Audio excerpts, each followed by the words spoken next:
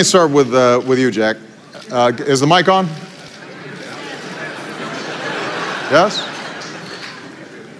All right. Jack, I know you've been passionate about the need to... Something's going on here. Huh? Is it working? Okay. I know you've been passionate about the need to fight climate change. I want to get a sense from you of why you think it's so important. I also want to get a sense of why you think it's so important that business has a role in this process. And I know that in addition to the work that you've been doing with nonprofits, recently you've also been in conversations with Bill Gates about the potential of really turbocharging investment in research and development around clean energy, and we may be able to make some announcements about sort of this mission innovation in Paris. Give me a sense of how it looks to you from the vantage point of one of the most successful and largest e-commerce organizations in history. Thank you, President. Well, it's not the passion, it's the concern and worry. When I was 12 years old, I went to swim in a lake. And I was almost dying in that lake because the water was too deep, much deeper than I thought. But 5 years ago, I went to that lake again. The total lake was dry. A lot of people have a disease. And the second concern of the young colleagues died of cancer. 20 years ago, very few people have heard about the cancer, the word. But now, most of the families, my friends, they have people have cancers. So if we've been working so hard, if we work so hard and put all the money in the hospital, buy medicine, it will be a disaster. Why we should working? So if without a healthy environment of this earth, no matter how much money you make, no matter how wonderful you are, you have a bad disaster. So it's the concern we have. So we started 6 years ago, put 0.3% of the money of the total Alibaba revenue on encouraging, enable all the young people to find creative ways to solve the problem. And I think the money is always not enough, but the money we use try to wake up people's consciousness. Should know that the climate change problem. They should know, they should agree that the water is a problem, the food is a problem.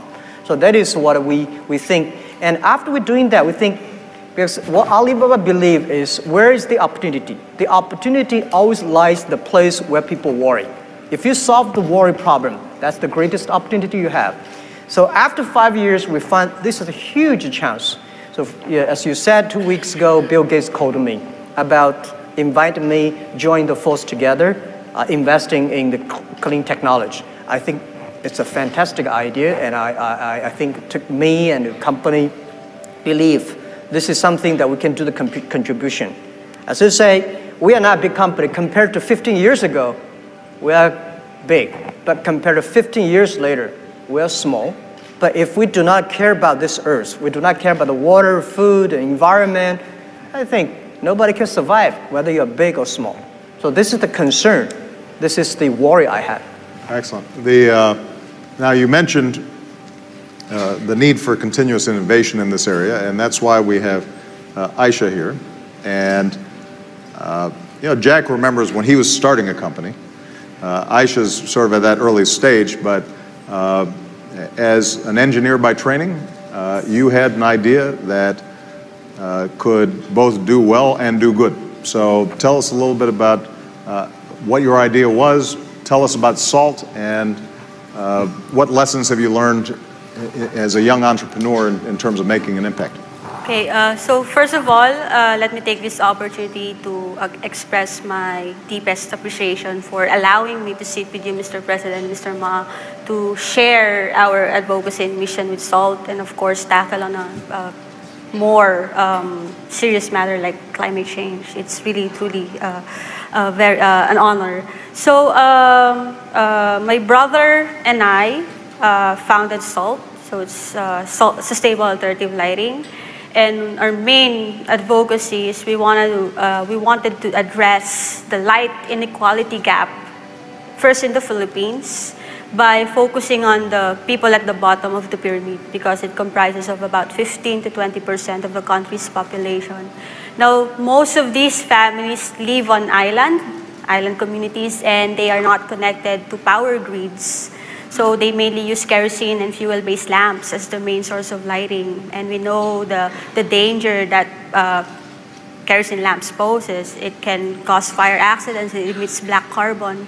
So that's the main reason why what we want is we wanted to provide these people a lighting option that is more cost-effective, more safe, more sustainable and environmentally friendly by a way of a lantern that uses saline solution or ocean water as a means to, a catalyst to generate electricity. In turn, it will be able to power up LED and of course power up a USB port where you can also charge low power mobile devices like your phones. Very essential during emergencies, especially disaster scenarios. So that's how we're trying to, of course, contribute in terms of the climate change. We are starting with the lamp, and what we see, the huge impact that we'll be able to contribute is when we try or when we dive into developing like a large scale for the technology that we have. Just imagine if you'll be able to power up a whole island using the ocean water. So our planet is composed of 70% salt water. So that's what we're trying to aim for. Yes. That's great. So the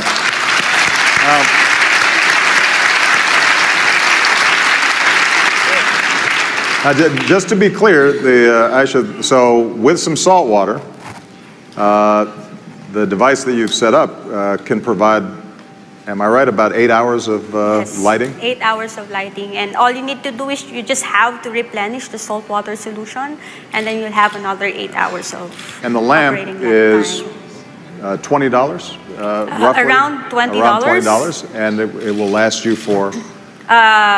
There's a consumable inside that you have to change every now and then. So the main explanation, the main science behind the lamp is it's a chemical reaction. Right. You're trying to convert chemical reaction into energy. Right. So there's something inside that you have to change, but you only have to change that like 6 months if you're using the lamp 8 hours a day every day, and that only costs the consumable part around $3, $2, $3.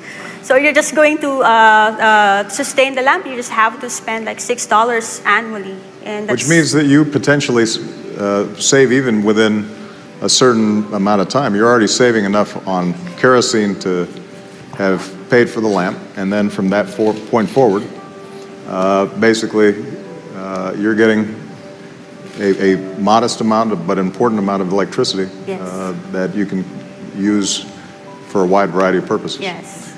So I think Aisha is a perfect example of what we're seeing in a lot of countries, young entrepreneurs coming up with leapfrog technologies. In the same way that in large portions of Asia and Africa, you know, the old landline phones never got set up.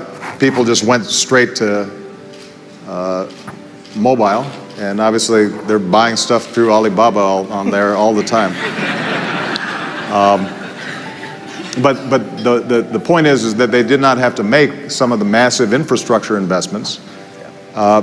This is part of the reason why the old idea of development and environmental sustainability, I think, is outdated.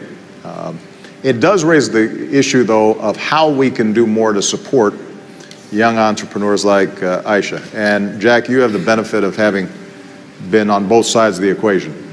Early entrepreneur, scratching and clawing to get things done, and then now obviously a very successful businessman. How can both government and larger companies be assisting in creating the kind of climate for innovation that encourages young entrepreneurs like Aisha? Yeah, government is simple, just reduce the tax or no tax for these guys. There you go.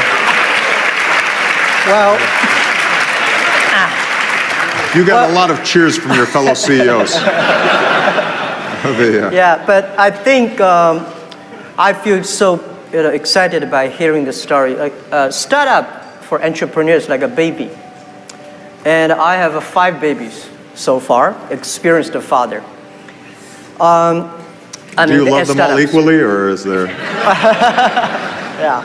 Do you have some favorites? You shouldn't say that. I do. You know, Alibaba, Alipay, taobao. You know, these are the kids that I have. But one thing, my advice, we just had a discussion at the back office that nobody can help you. We can only help ourselves. Investors, government, and partners, they are uncles and aunties. You are the father. You are the mother of the kid. Don't give up the kid. Because when we start up talking about our kid, our passion, it all sounds crazy. But you are the guy, take care of the kids. But what we do is that we are a platform. Our job is to enable. You know, on the 11/11 day, we sold $14.5 billion, and this year we got like $500 billion sales total on our platform. We do not sell anything. We empower others people to sell. So our platform is to empower the small business to realize their dreams. Company like that, we have a company that is, they have an APP helping trucks, because the truck logistic, they normally deliver things from this city to that city full of packs. When we come back, all empty. So the applications try to making sure all the truck drivers can find the resources. So our technology and platform try to empower this company. And last year alone, they saved $1.5 billion fuel because of the thing. So I think using the technology in innovative ways and all other things, big companies, it's difficult for big companies to keep the innovation keep on. The innovation is always outside your company. So for us, when we see companies like that, we're excited, we put the money inside, we're using technology, and we also promote them on our platform if they are environment friendly. Excellent. Yeah. Aisha, what have been the biggest challenge for you in terms of scaling up? You've got a technology, you feel confident that it can work. She's won, by the way, a lot of prizes and gotten a lot of attention, so this is not like one of those infomercials where, you know, you order it and you can't make the thing work. It's, but what have been the biggest challenges, and how could both the public sector and the private sector be more helpful in terms of encouraging young entrepreneurs like you? Well, based on our experience, I guess what we need here is like a support system, because we have the passion. So if you don't mind me telling the backstory of how we started, the main inspiration of coming up with the application, a lighting application, was when I did a personal immersion up in the mountains of Kalinga. So there I learned of a story that because of scarcity of public transportation, people had to travel down the mountain and walk 6 hours just to get kerosene for their lamps. And they do that every other day. So we have the passion. So what we need is like a support system, both from the private sector and the government, to like mentor us, guide us how we can scale up the product or the project. And yes, we also need a lot of support in terms of funding. So that's where that's our main challenge right now. We're on a critical phase. We're trying to mass produce the lamp. So we're just looking for someone to fund us to get the project moving.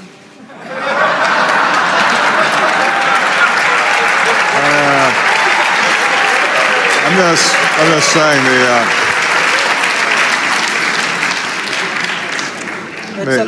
serving as a matchmaker here a little bit. But a couple of things, and I know we're running out of time, but I just want to comment on. First of all, I do think that there's a role to play for government in providing tax incentives for the production of clean energy. What's been interesting, if you look at solar, for example, heavy subsidies on the front end, but because of the trend lines in reducing the costs per BTU coming out over the last several years, it's exceeded many of our expectations, and increasingly the subsidies become less and less necessary. So early phase, Yep. you may need some support. Over time, less support. A second area, Jack, where I do think that the government has an important role to play, and I think you wouldn't disagree with this, is on basic research and development. Yep. Most of your businesses, the people in this audience, you have an R&D budget, but oftentimes it's commercializing a technology that's relatively proven, tweaking it, where governments can do what it's hard for companies to do, is to that front-end basic research that doesn't have necessarily an immediate payoff, but will then serve as the laboratories for young people like Aisha to discover, based on that basic research, I've got a new idea and I can do something else. And that's, in fact, how the internet came about, in part, was a combination of incredible innovation, but also some basic government funding that had come in on the front end.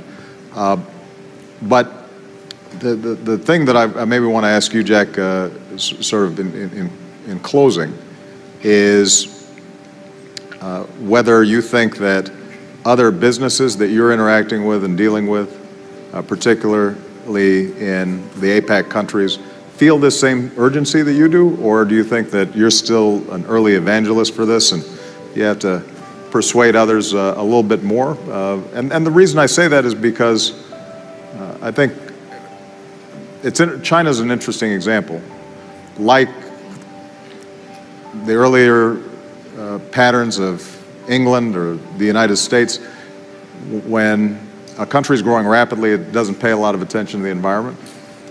As it enters into sort of middle income status, suddenly people start looking at cancer rates, they start looking at the air, the water, and you become more conscious and that's a good, a value that we have to price and care about. And I'm wondering whether you think your fellow business leaders are seeing that same kind of transition and opportunity in this region. Yeah, I think I take China for example. I think today, because of the air in Beijing, the smogging, it caused attention, and government and all the business changed a lot in the past 4 years. I just came back from Beijing 4 weeks ago. My throat was painful, and I think we organized called a Paradise Foundation. I invited 45 business leaders in China. All joined, all put the money inside. And we think that there are a lot of things business should do. It's too late to complain whose fault. Whether your fault or my fault, let's solve the problem together. It's the combined work of government, private sectors, scientists, and sociologists and philanthropists. We have to work in together. So I think the thing is that how we can work in a way more efficiently. I believe always you should have a philanthropic heart inside, but business way, because you have to get the things done. That is why scientists tell us how to do properly. Business should tell us how to get things done efficiently, and government should have the good environment and foundations of researching. And also we need a lot of media guys to tell people how we do it. But I think this area, Asia Pacific, especially China, we are taking good actions, but we need to do in a way that is really workable. I bought a big piece of land in Brandon, Adirondack in the States, the forest. The reason I bought it is not for buying the forest. The reason I bought it is by the experience of how America solved the problem in the last century, 30s. How they solved the problem there. We'll bring the technology, bring the know-how back to China, back to this part of the world. I think it's the opportunity. Good. And it's too late to worry. We have to make action, join together. This is what we believe. Excellent, excellent. And Aisha, the closing comments. I mean, obviously, you're about to scale up, and we're confident that you'll be successful.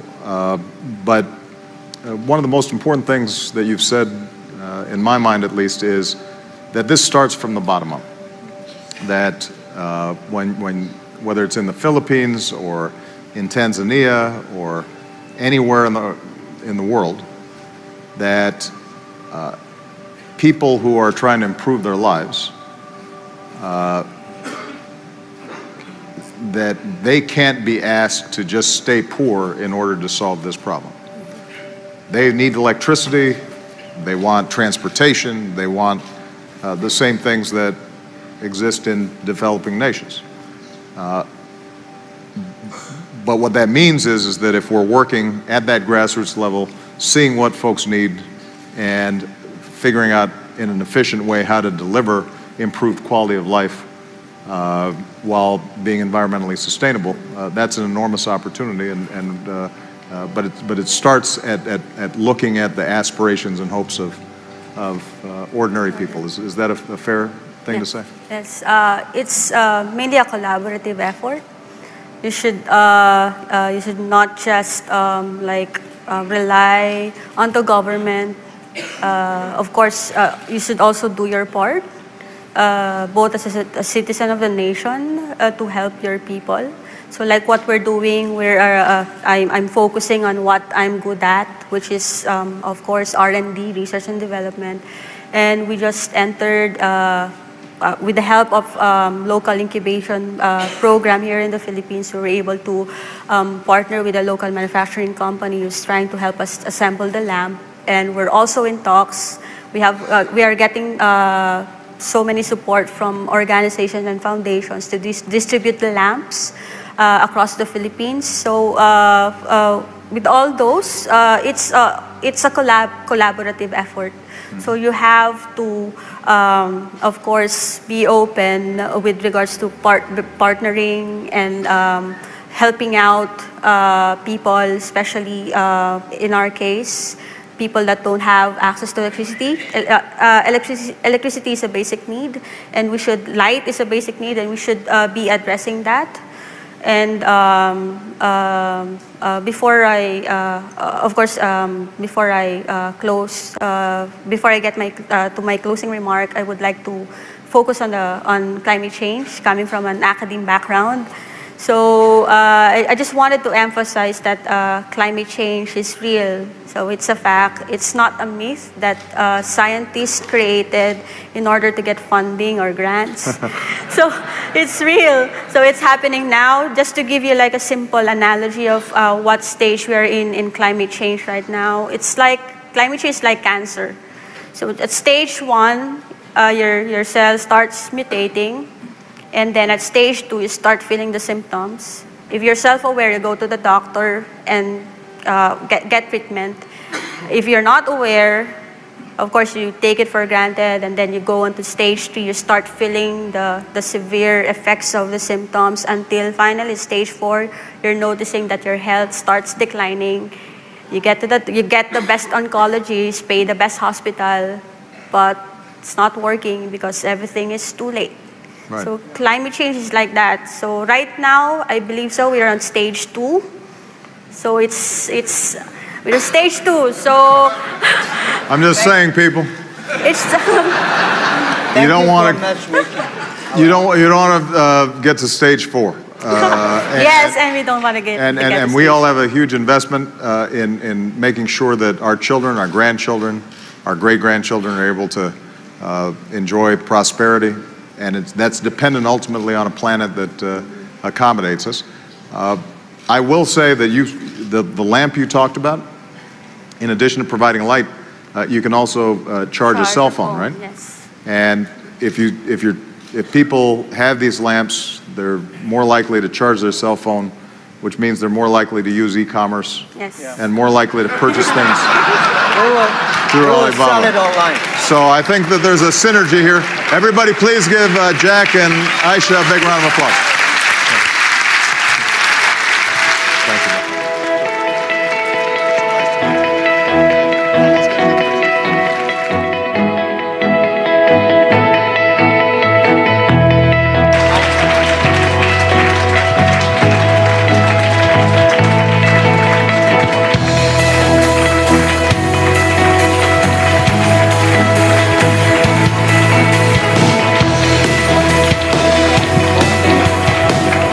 That concludes